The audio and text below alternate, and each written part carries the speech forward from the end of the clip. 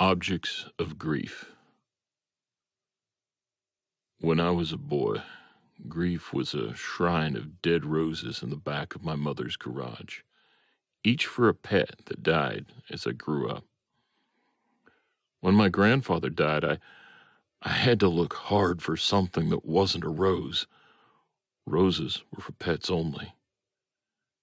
In a drawer by his bed, I found his pocket knife, scissors, a toothpick, even a ruler, along with the usual knife and bottle opener, all in one thing that fit into your pocket.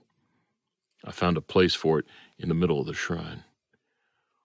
When my grandmother died, I took her pill box, pills for Saturday and Sunday still inside, and placed it next to my grandfather's knife. As I grew, so did my shrine. A ruled notebook for my English teacher, who almost single-handedly carried me through high school. A bike helmet for my best friend who was run off the road one Saturday night. And many more roses for my mother's rescued cats.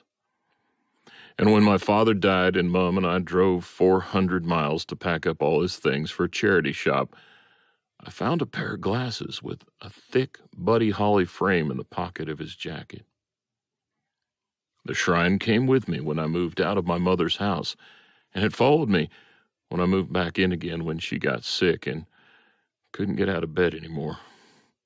I sat by her side and read her the newspaper at first, but she couldn't remember the people the journalists were writing about or got confused about certain dates, and it frustrated her.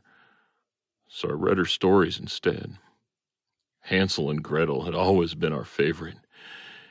She smiled at the idea for the breadcrumbs, gasped when the witch came out of her house, and she stuck out a finger from under her duvet when the time came to measure Hansel's progress. "You remember," she said, her voice rough and unused. I did.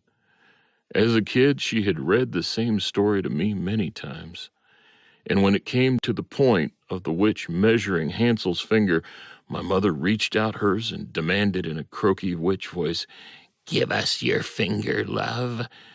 And I giggled and stuck out a finger from under my duvet, and she cackled and said, "Someone needs to eat more greens." And we both had laughed as she had tickled me. My mother passed away, and I had to pack up more boxes. I looked through books, through clothes, and through old photographs, through old vinyl records, CDs, and DVDs. I couldn't find anything for my shrine, just a collection of objects, nothing more. As static as photographs, voiceless and fading with time. That night, I took the shrine apart and lay down on my mother's bed, thinking of fairy tales and fingers poking out from under a duvet.